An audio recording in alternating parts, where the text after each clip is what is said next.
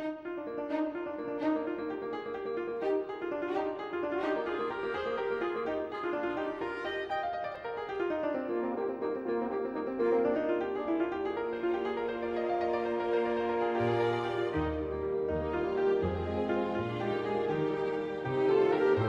is a truth universally acknowledged that a single man in possession of a good fortune must be in want of a wife.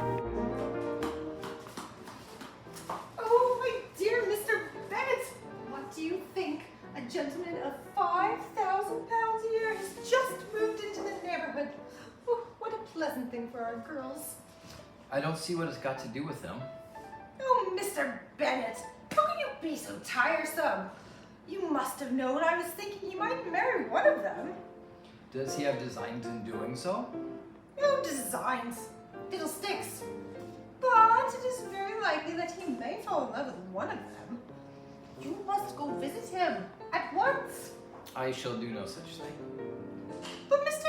Bennet, only think of our girls. Their livelihood depends upon you visiting him at once. You are on my last nerve. Then perhaps it would be better if I left you in peace.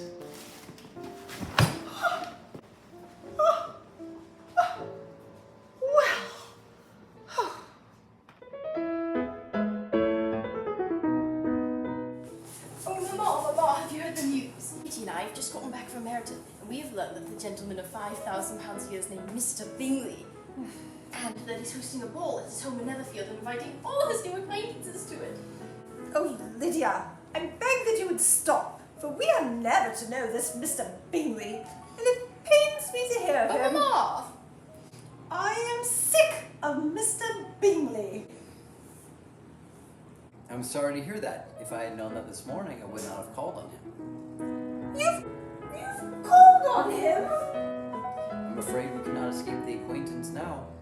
Oh, my dear Beth, you're such a wonderful man. Your father's so splendid. Oh, I'm so excited! I hope the officers will be there. What am I to wear? I hope he likes silly women. That's all I can say. Oh, Mr. Bennet, nothing you say can ever vex me again. I'm sorry to hear it.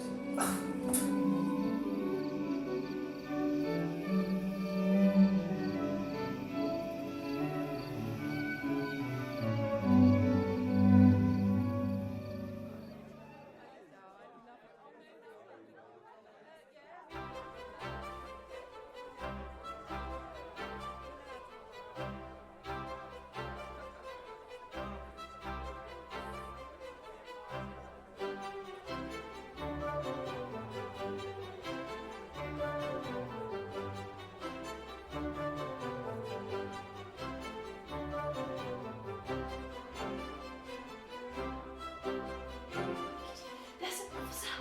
He is quite handsome. Let's go say hi. Well, hello. What's your name?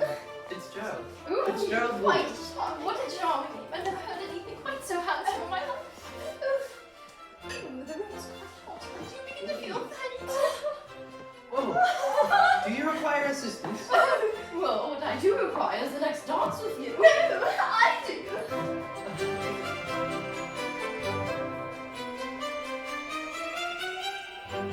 Oh, look, it's Mr. Bingley. And you know what?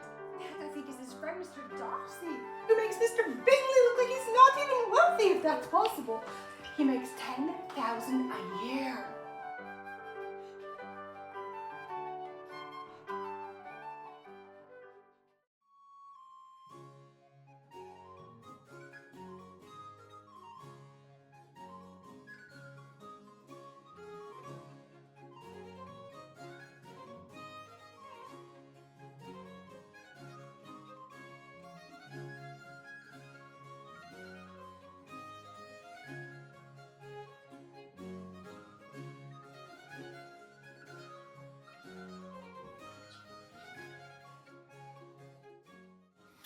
Darcy, I cannot bear to see you like this. You must have a dance. You know how I detest dancing. Besides, you've been dancing with a pretty girl in the room. Oh, she is the most beautiful creature I ever beheld. There's one of her sisters. She is very pretty. She's taller than you, I suppose, but not quite handsome enough to tempt me.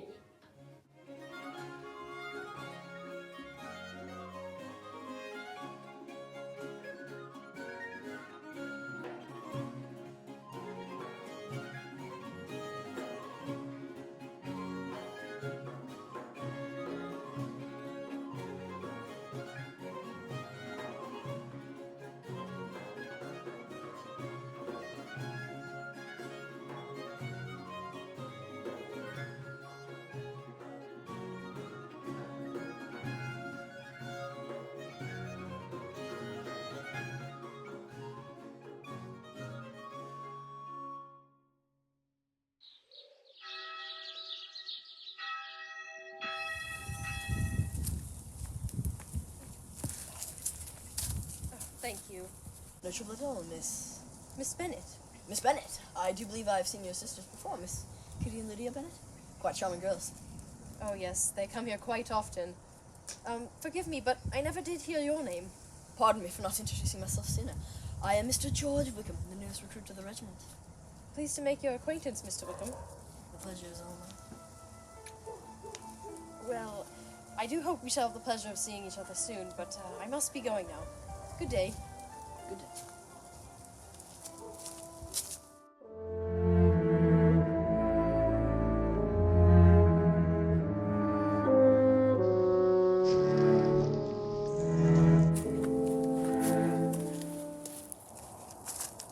Oh, excuse me.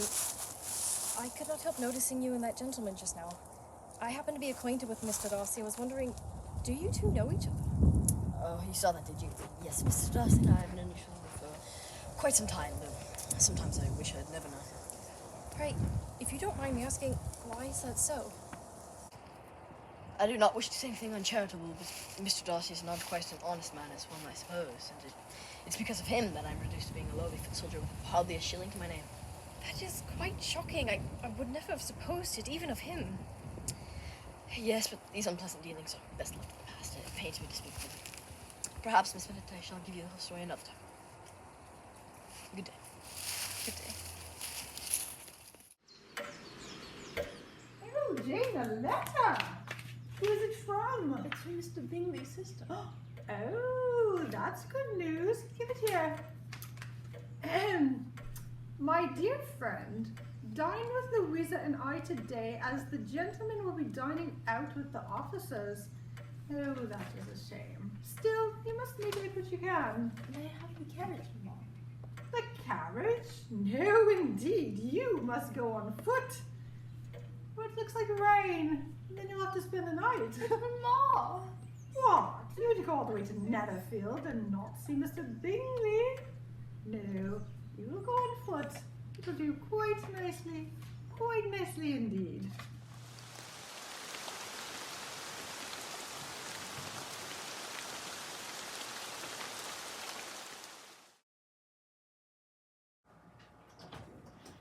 Oh, Lizzie, look! It's a letter from Mr. Bingley. Is it about Jane? Oh, What does it say? Read it! My dear friends, as you know, your daughter Jane arrived at Netherfield to pay my sister's most gracious visit. She arrived at her home soaked through and was found to be quite unwell soon after her arrival. She was given a room at once and is now in bed with a fever. Unfortunately, she seems no better than when she first arrived. I've invited her to stay until she feels well again, where every possible attention shall be done for her. Even now, my sisters have already sent for a doctor to see to her. That being said, if you would prefer it, you may send a carriage to fetch her back to London, that she may be with her family. I eagerly await your reply. Yours, etc. Charles Bingley.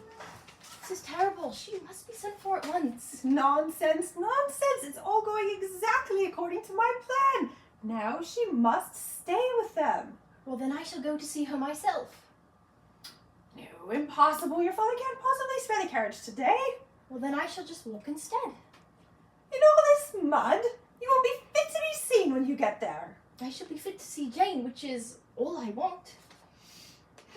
Very well, do as you must, but I will not be held responsible if you end up an old maid.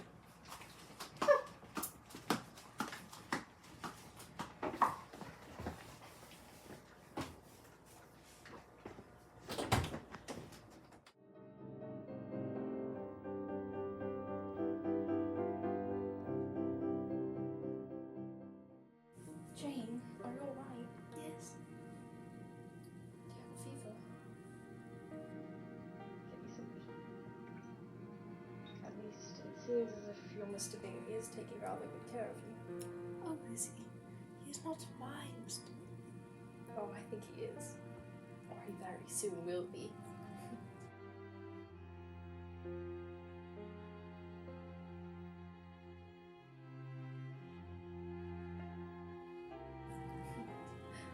I must leave you now. I do wish I could stay longer, but Mr. Bingley and his company call me. So. Yes.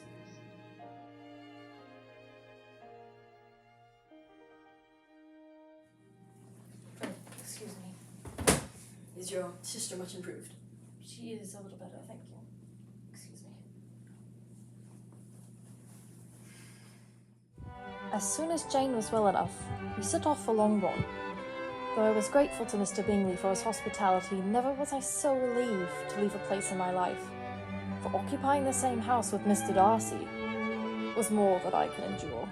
Girls, it's so lovely to have you home again. Oh, I miss you so much. Jane, dear. Oh, what a shame, what a shame. Mama, you can't suppose Mr. Bingley would have proposed already. Well, you never can tell with these sorts of things. I suppose we'll have to keep trying until he does. Mama! What? Is it so terrible for me, what? My daughter, my precious daughter, to marry a rich, handsome man and to have a rich, handsome son-in-law? Oh, Mother! What?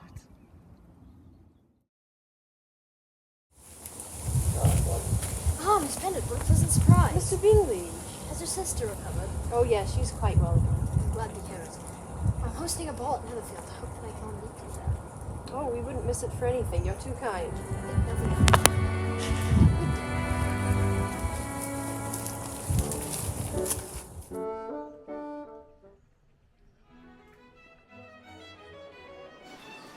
Pray, tell me, where was Mr. Wickham?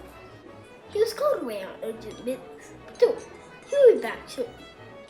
Oh, that is a shame. I was hoping he'd make an appearance at this ball.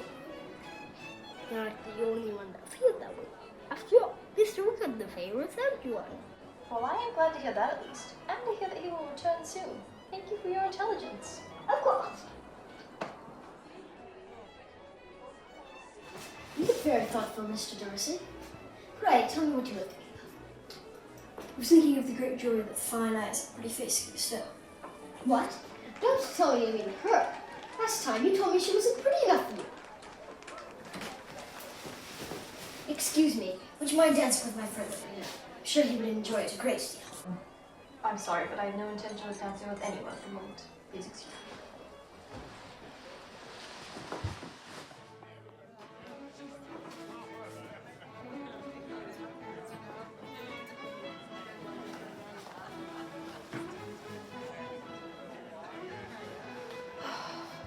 Oh, Lizzie, what is the matter? Oh, that abominable Mr. Darcy. I think we both know why Mr. Wickham didn't appear at this ball. And who can blame him after they learned what Mr. Darcy did? Miss Elizabeth Bennet, would you do me the honour of dancing the next dance? Yes, I think so. Why could I not think of an excuse? Oh, Lizzie, perhaps you'll find him more agreeable than you think. Yes, perhaps Kitty and Lydia will stop chasing officers.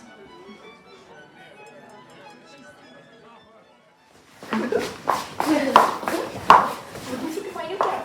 It's made of pure lace. Mine is the finest muslin. If you brought an Austen Hampton, but mine was shipped in. No, I'm sure it was London. Very well. I don't know, but it was shipped in. It was white velvet models in one of the finest warehouses.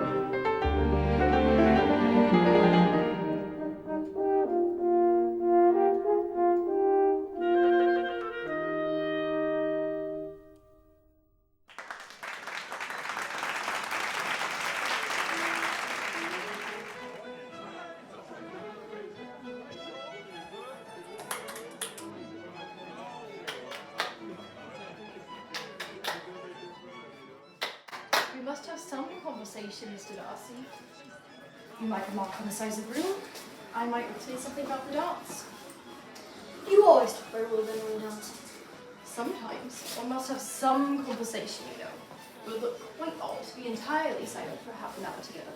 And yet, for the advantage of some, planned conversation affords as little speaking as possible. Are you seeking to gratify your own feelings or mine? Both, I imagine. You and I both have similar dispositions. We are both unsocial and unwilling to speak, unless we intend to say something that will amaze the whole room. This is no striking resemblance of your own character. Do you often walk to Meryton? Yes, quite often. Last time we just been forming a new acquaintance. Do you mean Mr. Woodham? Yes, he has the gift of making friends with ease, but his ability to keep those friends is less certain. He's had the misfortune of losing your friendship. In a way, he makes it more of his life. I remember you saying that you hardly ever forgave, that your resentment once formed was unappeasable. You are, I suppose, very cautious of letting that resentment being formed in the first place. I am. Ever never to be blinded by prejudice? I hope not. May I ask what these questions tend?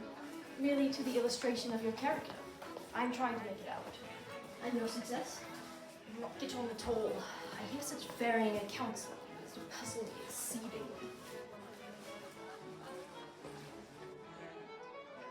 No doubt that reports will be made very briefly, but I wish, Miss Bennet, that you would not sketch your character at the present moment, as you may do it in a way that would not credit anyone. But if I do not take your likeness now, I may never have a better opportunity. I do not wish to deny any pleasure of yours.